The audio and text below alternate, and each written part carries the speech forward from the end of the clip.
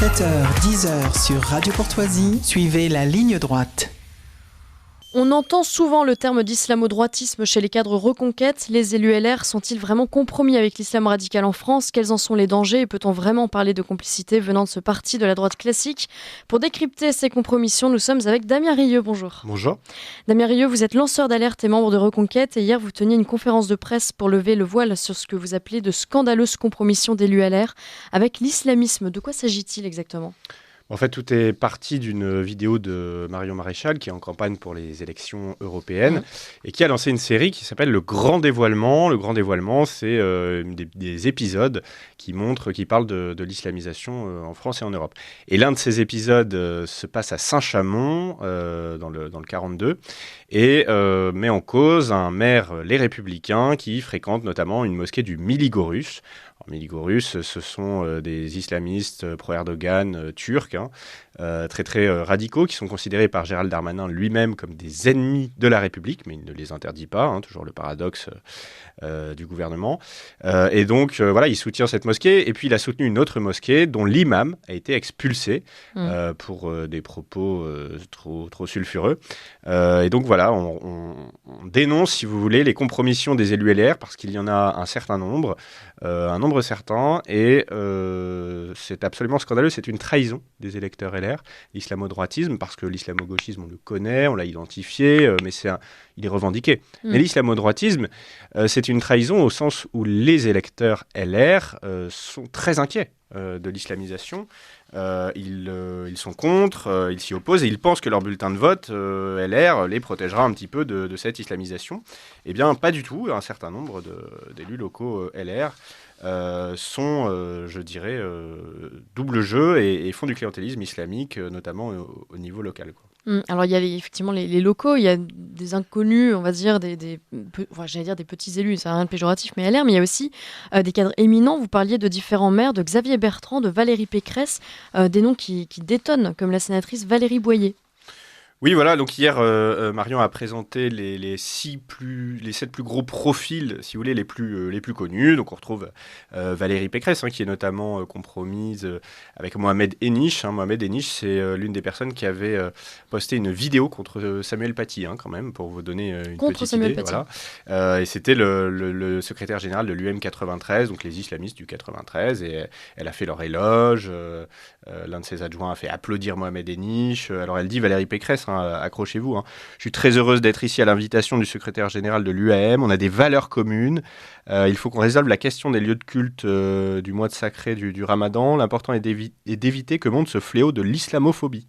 L'islamophobie, Bah oui. c'est tout ce qui entrave l'islamisation. C'est revendiqué par les islamistes. Là, depuis quelques semaines, ils ont dévoilé leur définition de l'islamophobie. Ils disent tout ce qui entrave l'expansion de la religion musulmane, c'est l'islamophobie. Donc voilà sur quelle ligne est Valérie Pécresse. J'espère qu'un jour vous reconnaîtrez que nous avons fait du bon travail pour vous. Voilà, donc 100% clientélisme islamique. Et comme ça, on a donné des preuves et des exemples de très nombreuses compromissions plus scandaleuses les unes que les autres. Mais avant de tenir cette conférence, vous avez mené une enquête ou ce sont des informations ? Alors bon, là en l'occurrence, ce sont des propos publics qu'on connaît, mais des choses que les électeurs peuvent eux-mêmes trouver assez facilement. Écoutez, c'est un peu ma spécialité, l'islamo-droitisme. J'enquête, je récolte les preuves, et je les compile, je les diffuse sur mon compte Twitter. Et c'est vrai que je me fais un devoir, d'informer les électeurs LR parce qu'ils ne sont pas au courant, et dès qu'ils sont au courant, ils sont très en colère. Et concrètement, j'imagine qu'il y a une stratégie derrière, mais pourquoi aujourd'hui cibler les Républicains en particulier ? En fait, quand on a sorti cet épisode, François-Xavier Bellamy, qui était interrogé sur TF1 par Adrien Gindre, a dit « je vois pas de quoi elle parle ». Bon, très bien, si M. Bellamy ne voit pas de quoi on parle, on a fait une conférence de presse un peu pour lui expliquer, puisqu'il ne sait pas, visiblement. Donc, M. Bellamy, il est vice-président de Les Républicains. Donc, il est totalement responsable de cette situation. Et donc, ce qu'on lui demande, c'est maintenant de clarifier sa position, s'il est sincère dans sa lutte contre l'islamisme, parce que lutter contre l'islamisme, c'est pas que faire des grandes phrases dans le Figaro. C'est agir, et c'est notamment avoir les fesses propres. Et donc, ça serait, en l'occurrence, de condamner les élus qui se sont compromis, les élus LR qui sont compromis, de faire le nettoyage et se séparer, par exemple, du porte-parole Les Républicains, Nicolas Daragon, dont le conseil municipal et lui, ses propres fréquentations sont absolument insupportables. Donc quand on a un porte-parole, quand on a un membre du bureau politique tel que Bruno Béchiza qui sont compromis, il faut qu'il y ait un grand nettoyage. On a le président du conseil départemental Bédier, des Yvelines.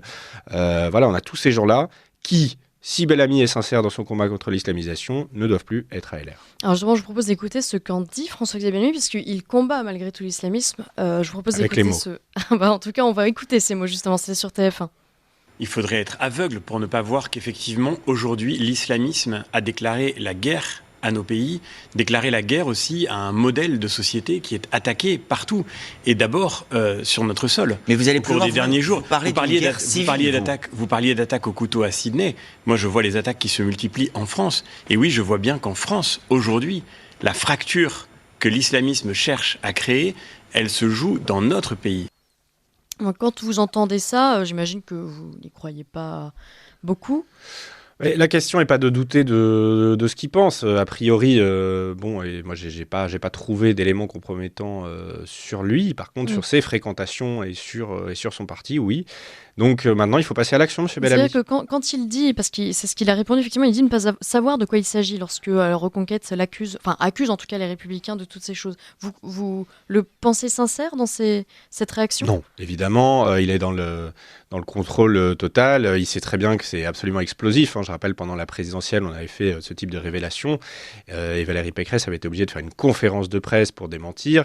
Elle m'a poursuivi en justice. Il y aura un procès dans 1 ou 2 ans que je vais gagner, comme les 10 autres derniers que j'ai gagnés.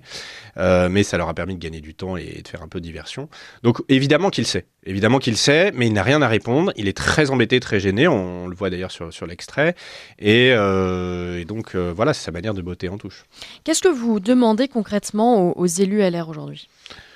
Les élus LR qui ont fauté doivent faire leur mea culpa. C'est-à-dire qu'ils doivent expliquer que, à la limite, ils ont été naïfs, ils se sont trompés, ils se sont fait avoir, ils ont été un peu clientélistes. Déjà, ils doivent faire leur mea culpa, ils doivent faire un audit interne, c'est-à-dire que moi, je suis prêt à venir dans leur ville, vérifier la radicalité des associations avec lesquelles ils travaillent, leur expliquer quel est le sens de telle organisation, qu'est-ce que les frères musulmans, le Miligorus. Ils n'en sont pas capables, vous pensez visiblement, non. Il y a des problèmes de formation, mais c'est possible. Il y a des problèmes de naïveté, puis il y a des problèmes clientélistes. Vous savez, quand vous avez une ville de 10 000 habitants, imaginez que vous ayez accès à un électorat de 1000 personnes confinées dans une salle auquel vous pouvez vous adresser et des personnes qui vont voter de manière... qui vont suivre un peu une consigne. Vous savez que le vendredi après-midi, il y a le prêche de l'imam. Il suffit, et je l'ai connu au cours de mes aventures électorales, régionales, etc., des imams qui, le vendredi après-midi, 48 heures avant l'élection, peuvent donner une petite consigne de vote, faire barrage, etc. Mais vous savez, sur une ville de 10 000 habitants, quand vous avez 1000 électeurs, ça représente peut-être 20% des voix.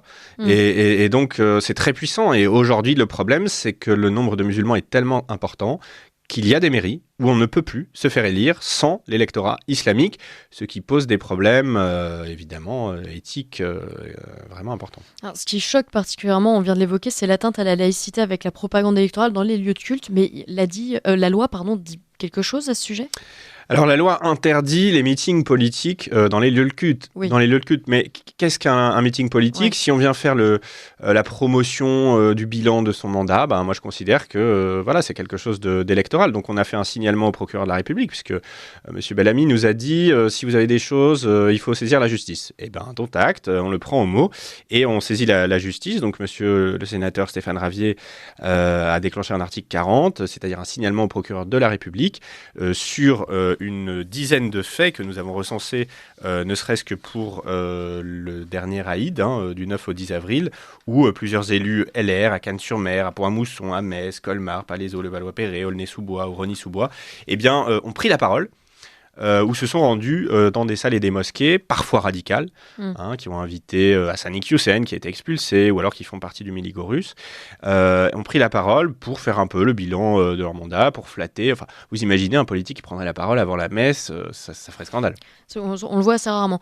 Un élu qui inaugure une mosquée, c'est une faute ? Moi, je pense que c'est pas la place d'un élu. Je pense qu'il faut aussi qu'il vérifie la radicalité de cette mosquée. Or, moi, à chaque fois que j'enquête sur une mosquée, je trouve des traces de radicalité. De là à dire dans que la construction d'une mosquée, il y a toujours une association derrière. Et il y a toujours, et généralement, vous savez, de mon expérience, ça fait 15 ans que je travaille sur ces questions. Tous les gens qui ont un projet de mosquée, c'est des militants. Et quand on est un musulman modéré, on n'est pas un militant. Et généralement, on trouve des preuves de radicalité chez les gens qui sont très actifs, qui ont des projets. Voilà. Et moi, systématiquement, à chaque fois que j'enquête sur une mosquée, je trouve des preuves de radicalité. De là à dire que toutes les mosquées sont radicales, ça, c'est les auditeurs qui choisiront. Est-ce que vous auriez pu tenir une même conférence sur les élus du Rassemblement national ? Alors, je vous tends pas la perche pour battre tous les partis, évidemment, mais... Il se trouve que nous avons dénoncé l'année dernière un élu du Rassemblement national, un député, qui effectivement avait de graves compromissions. C'était un député maire du Pontet. Et il avait effectivement des relations avec le Miligorus, avec des associations absolument infréquentables. Nous l'avons dénoncé et je crois qu'il a démissionné. D'accord. Bon, un élu. Voilà. Un élu, non, je pense pas qu'il y ait des vagues d'islamo-droitisme au RN, non, pas du tout. J'en viens, je l'aurais vu. Par contre, chez les Républicains, c'est très, très prégnant. Alors, la lutte contre l'islamisation de la France et de l'Europe est devenue le cheval de bataille de votre campagne européenne. C'est le sujet prioritaire aujourd'hui ? Oui, parce que c'est sans retour possible. Une fois que l'islamisation avance, on a beaucoup de mal. Vous voyez, on est toujours dans la défensive. C'est eux qui mènent de plus en plus de revendications, d'attaques, de pressions, de menaces. Vous avez vu, cette année, pour la première fois, on a eu des actes de violence de musulmans sur d'autres musulmans qui ne respectaient pas assez le ramadan. On a eu quand même un mort à Bordeaux. Je trouve qu'on n'en a pas assez parlé. C'est-à-dire qu'aujourd'hui, si on est perçu comme musulman ou d'origine venant d'un pays d'origine islamique, eh bien, on peut être tué par un coreligionnaire si on ne respecte pas le ramadan. Et vous savez, ceux qui ont l'expérience de l'Algérie racontent que d'abord les musulmans se sont attaqués aux musulmans. Bon, évidemment, ils sont aussi attaqués à nous, sans problème, aux mécréants. Mais ça fait partie de la pression communautaire, de la vague de radicalisation. Et voilà, ça montre l'islamisation. Alors, dernière question, enfin non, pas dernière question, il nous reste encore 3 minutes. On parlait de la priorité politique, mais est-ce que pour les Français, vous pensez que c'est une priorité ? Oui, toutes les enquêtes le montrent. La question de l'islamisation, de l'islamisme est celle qui rassemble le plus de Français. On est sur des sondages à chaque fois autour de 70, 80. Alors, ce qui est très surprenant, c'est que ça ne se voit pas forcément dans les résultats de vote. Non, parce qu'on peut être préoccupé par une question et puis après être par d'autres. Subir la propagande, subir l'actualité, se dire que le vote sur la question ukrainienne est plus important ou qu'on va développer son pouvoir d'achat en votant en votant ça. On peut se dire ça. Moi, je pense que les questions de civilisation sont prioritaires. Ce sont des enjeux qui sont peut-être parfois plus théoriques lorsqu'on vit dans un quartier préservé. Ouais. Mais aujourd'hui, qui peut être préservé d'un attentat ? Qui aujourd'hui ne voit pas des traces d'islamisation et notamment dans les écoles. Je crois que tous ceux qui ont des enfants ou des petits-enfants dans les écoles savent que rares sont les écoles où il n'y a pas des problèmes, comme on dit, de laïcité. Oui, ce ne sont pas les exemples qui manquent en ce moment. Quelles sont les prochaines destinations de votre projet de grand dévoilement, Damien, si vous pouvez nous les dévoiler? La prochaine vidéo est une vidéo très émouvante. Nous sommes allés voir une Evelyne Reber qui a perdu son fils, Julien Vincent, tué par un djihadiste soudanais.